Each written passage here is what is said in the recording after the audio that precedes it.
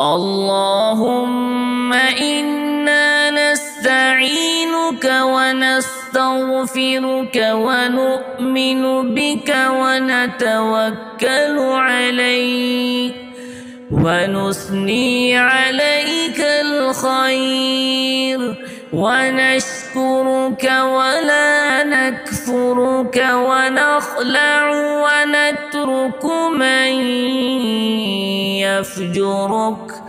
اللهم إياك نعبد ولك نصلي ونسجد وإليك نسعى ونحفد ونرجو رحمتك ونخشى عذابك إن عذابك بالكفار ملحق.